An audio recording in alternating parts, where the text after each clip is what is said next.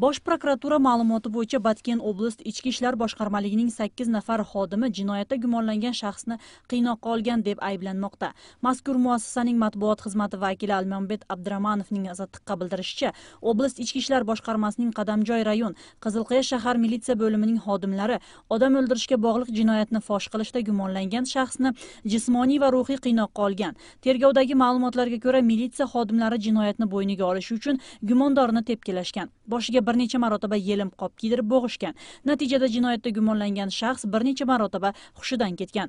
Abdurahmonovning ta'kidlashicha, militsiya xodimlari ishdan bo'shatildi. Hozirda jinoyat ishi sudga yuborildi. Ichki ishlar ministrligining matbuot kotibi Baqit Seytovning ta'kidlashicha, qiynoq bo'yicha 20 ga yaqin fakt prokuratura organlariga o'tkazib berilgan. Huquqni muhofaza qiluvchilar Qirg'izistonda qiynoq faktlari ozaymayotganini tanqid qilib kelishadi. Bungacha aytilganday, qiynoq bo'yicha shikoyat qilganlarning aksariyati tartibni muhofaza qiluvchi organlarning ustidan bo'lgan. Rossiyada yurish muddatini buzgan muhojirlarning davlatga kirishi 10 yilga taqiqlandi. Tegishli qonun loyihasi Davlat dumasida 1-dekabrda oxirgi o'qishda qabul qilindi. Hujjatga ko'ra, boshqa davlatning fuqarosi Rossiyada 90 kunlik vaqtinchalik ro'yxatga turadi. Mazkur muddat tugagandan keyin u yerda 280 kecha kunduz uzilishlarsiz va hech qanday hujjatsiz yurganlarga Rossiyaga kirish 10 yillik muddatga taqiqlanadi. Rublning qadrsizlanishi Qirg'izistonga arzon import tovarlarining kelishiga sharoit yaratib, biroq eksport qilishga va to'lov balansida muammolarni yaratadi. Bu kabi fikrni bugun bozorlar, ishxonalar, savdo va xizmat ko'rsatish tarmog'i assotsiatsiyasining prezidenti Sergey Ponomaryov bildirdi. Uning ta'kidlashicha, rublning qadrsizlanishining ijobiy va salbiy oqibatlari bor, biroq vaziyatdan qanday foydalanib qolish boshqaruvchilarga bog'liq. Qirg'iziston savdo balansining salbiy tomoni 3 milliard dollardan oshadi. Vaziyatni muhojirlarning yil sayin o'tkazgan 2 milliard dollar izga solib kelgan edi.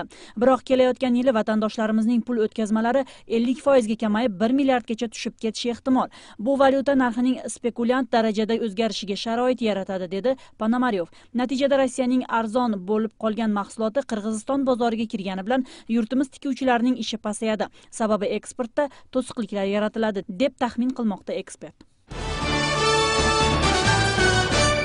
O'sh shahrida hududiy jamoat vakillarining 5-qurultoyi bo'lib o'tdi. Yig'inda janubiy hududning maqomi, uni rivojlantirish yo'llari hamda shahardagi muammolar muhokama qilindi.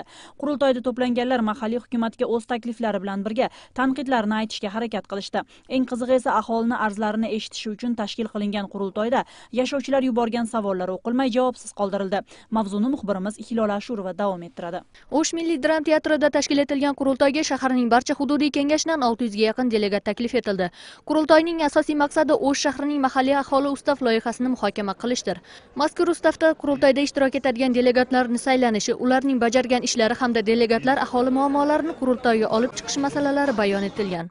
Qurultoyda nima uchun O'shda jandarlanib o'tadi? Biz mana jo'qjoqda aytib ketdik. Qurultoyda o'tkazuvning negizgi maqsadi o'sha jo'nakay qarapayım elдің arz-muңдарын, алардын суроо талаптарын turmushga oshirib olishdir. Biz dagы bir жолу айтып кетейин, ошол элди qanchalik көп аралап, ошол эл тараптан шайланган делегаттардын qanchalik суроо талаптарын turmushga ашырсак, biz O'sh шаарынын жалпы элинин суроо талаптарын turmushga ашырган болобуз. Ошондой эле өзүнүн ишин алдыга жылышына дагы bir жакшы өбөлгө түзүлөт деген максатта кылып атабыз да. Tadbirda mazkur qaror loyihasiga takliflar bilan birga tanqidlar ham aytildi. Mahalliy hukumat tomonidan aholining muammolarini tinglash maqsadida tashkil etilgan qurultoyda xalq vakillarini so'zga chiqishiga qarshiliklar ko'rsatildi. Bunga reglament tayinlanib, asosiy masaladan tashqariga chiqmaslik ruxsatlanadi. Janiyatning vakili so'rab atpayбы? Bizga yordam bergile deb. A yordam berilib atабы?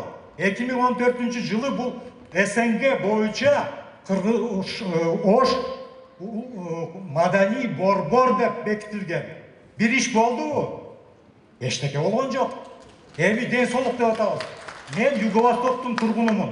Sözge çıkayım desem, hazır sizin rukovodитель аппараты kelip siz emne çıkasınız deb mağa tiyişip atpayбы. Çağırıp koybu, şunday kılıp atkandı. Eldi dökün kısıp atkanını çağırış gerek. Qurultoyga delegatlar yosh tarkibi, jinsi hamda millatidan qat'iy nazar taklif etildi. O'sh shahar yoshlar komitetidan so'zga chiqib, loyihaga qo'shimcha poraxo'rlikka qarshi kurashishni kuchaytirish kerakligini ta'kidladi. Qurultoyda so'zga chiqqanlardan tashqari xalq vakillari o'z takliflarini yozma tarzda ham bildirib turishdi. Biroq qancha va qanday mazmunda savollar kelgani ochiqlanmadi. Bundan tashqari nodavlat tashkilotlar ham ustavda bir-birini takrorlagan hamda mazkur tashkilotlar ishga to'sqinlik qiladigan moddalar borligini ma'lum qilishdi. Xizmatlarning sapatini yaxshimi, yomonmi өлчөө боюнча ошол жергиликтүү кеңешке ыйгарылып калган да. Жергиликтүү кеңеш ошондой топторду түзүп, анан кийин өзүнө бекиткен укуктуу деген ыйгарылып калган. Анан дагы башка бир эме менен мэрия ошондой топторду түзүү жана мониторинг жүргүзгөн укуктуу деген мындай дублирующий норма болуп калган да. Бул устав жарандардын кеңири жергиликтүү кеңеш аралашпай, мэрия аралашпай, жарандардын кеңири мониторинг жүргүзгөнү немесин демилгесин булап койгон да. Qurultay yakunida shahar rahbari aholi muammolarini qonun doirasida hal etishga harakat qilayotganini, aytilmay qolgan arzlarni tinglashga hamisha tayyor ekanini ma'lum qildi. Lekin intervyu davomida jurnalistlar savollariga to'liq javob bermadi. Ошол 3 негизги принципти суу тутуп иштеп келе жатамын. Бул биринчи кезекте бул мыйзамдуулук, ошол кылган жумушубуз ошол эл менен бирге болуш керек. Ошол бюджеттүү кайсы маселеде болсо, ошол жерге элдин, коомчулуктун, шаардыктардын катышуусу менен ушул маселелер чечилиш керек. Буга чейин мен ойлоймун, мындай маселелер болгон эмес, ошондуктан көп мыйзам бузууларга жол берилген. Мен дагы бир жолу кайталап кайтып коеюн. Эң биздин ошол жумушубуз мыйзамды тутуп иштешибиз керек. Эч качан мыйзам бузулбаш керек. Урматтуу мэр, анан дагы негизи Xalq bilan hukumat orasida yig'in bundan keyin 1 yilda 1 marta tashkil etishga kelishildi. Qaror loyihasiga qo'shimchalar kiritilib, yuristlar ko'rigidan o'tgandan keyin kitobcha qatori nashrdan chiqarilishi rejalashtirilmoqda. Hilola Ashurova, Nurdavlat Santayev, Intimaq. 16 dekabrda iqtisod ministri Temir Sariyev tadbirkor Kim Min-Sung boshchiligidagi Janubiy Koreya delegatsiyasini qabul qildi.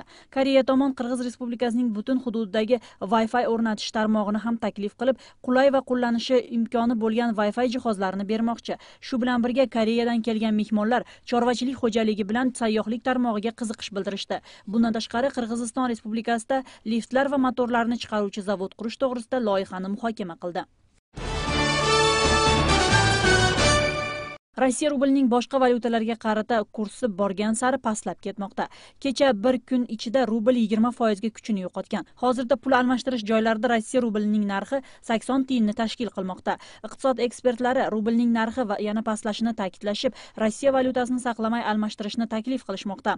Bu orada muhojirlarning davlatimizdagi yaqinlari pul jo'natmay turishni maslahat berishmoqda.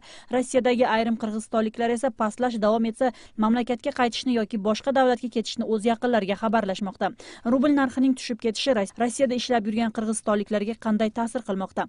Ular mablag'larini qaysi valyutada saqlashi kerak? Bu savollarga muxbirimiz javob izlab ko'rgan. Rasmiy ma'lumotlarga ko'ra Qirg'izistonning 600 ming aholisi Rossiyada mehnat qiladi. Norasmiy ma'lumotlarga ko'ra esa bu son 1 millionga yetishi aytiladi. Shuning uchun rubl qiymati tushishi rossiyaliklarnigina emas, o'lka fuqarolarini ham o'ylantirmoqda. Ayniqsa Rossiyada mehnat qilganlarning yaqinlarini. Ular qatorida 4 bolasi Rossiyada yurgan Gukun Shatmanova ham bor. U rublni qiymati tushayotganidan xavotirga tushib, farzandlariga pul yubormay turinglar deya maslahat bergan. Shu bilan birga avval olgan rubllarini almashtirmasdan saqlayotganini qo'shimcha qildi. Акча салганда алардын ошончолук кыйналып иштеп тапкан акчасы бияка келгенде эч нерсеге жарбай калса анан эмне кереги бар? Аны салып, андан көрөкчө ошол жакта туруп турса, может инфляция токтоп, кайра рублдун курсу көтөрүлүп калса анан кийин кичине өздөрүнө пайда болобу деген эле максат менен акча жөнөтпөй эле койгула деп атам да, эмне кереги жок депчи.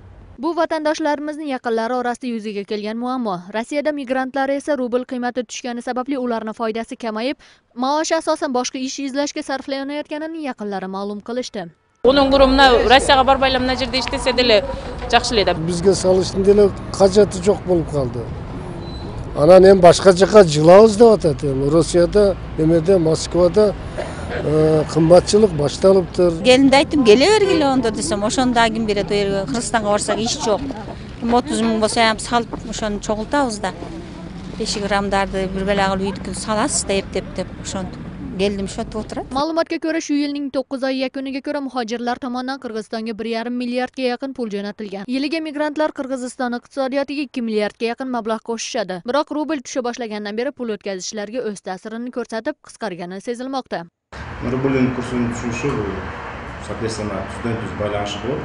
Себеби дегенде өзүңөр билесиздер, Россияда жүргөн эмгек мигранттары тапкан каражаттарын теңин жоготуп жатат курска. Ошого ноябрь айында анча-мынча байкалып эле, декабрда уже белгилене баштады. Где-то 30-40% азайыш. Hozirda pul almashtirish joylari rublning narxi 80 tiyinni tashkil etmoqda. Kecha esa rublning narxi yana 20% ga arzonlagan. Iqtisodiy tahlilchi Erkin Abdurazakovning so'zlariga ko'ra, rubl narxi arzonlashdan Rossiya 10 milliardga yaqin ziyonga uchradi. Qirg'iziston muhojirlari esa kursdagi farq bo'yicha bu yil 1 milliard dollar atrofida chiqimga uchrashi mumkin. Abdurazakovning so'zlariga ko'ra, rubl narxi bundan ham tushishi mumkin. Shuning uchun rus valyutasini saqlashning hojati yo'q deydi u. Dağı mına emki yıldın birinci yarım yıldığına çeyin dağılı usul tömöndöö bolot tendensiyada. Oşonduktan Orus rublunun saktoo'nun janağı gereği yok. Biz özümüzdün egerde kimde kanday valyuta olsa, masalan aytalık dollar bolu, euro bolu, şolle sapatında saktaş gerek. İkincisi biz Kırgız somun saktaşımız gerek. Sebep degende banklarga salıp koysa Kırgız somu özümüzdün valyuta. Bu başka jaka gitpeyt. İkincisi mına akça kredittик саясатты өзгөртүш керек деп ойлойм. Өкмөт менен улуттук банк тыгыз иштеш керек. Yil boshidan beri rubl 50% ga arzonlagan. Rublning maksimal tarzda arzonlashishiga Yevropaning Rossiyaga kirgizgan sanksiyalari hamda yoqilg'i moyining arzonlashi sabab bo'lgani aytilmoqda. Narxni to'xtashtirish bo'yicha ko'p ishlar yuritilarida bugungi kunda eseptik chendi 18% менен чектештиди. Bu da bolsa баягы ошого токташууга өзүнүн эмесин берет да, жардам берет. Андан тышкары bular ушул birinchi жарым жылдыкка карата рублдун наркын баягы өз ордуна алып келебиз деген баягы өзүнүн иштери бар, ошолор боюнча иштеп атышат. Hozirda өлкөдөгү tahlilchilar muhojirlar tomonidan yuborilgan pullar qisqarishi Qirg'iziston iqtisodiga, uning ichida so'mning barqaror saqlanishiga ziyon keltirishini aytishmoqda. Iqtisodiyot ministri Temir Sariyev bunday holatni oldini olish uchun Qirg'iziston sanoatini yo'lga qo'yish kerakligini ta'kidlamoqda. Eslatib o'tsak, hozirda 1 dollar 63 rubl 40 tiyinni, 1 yevro esa 78 rubl 81 tiyinni tashkil etmoqda.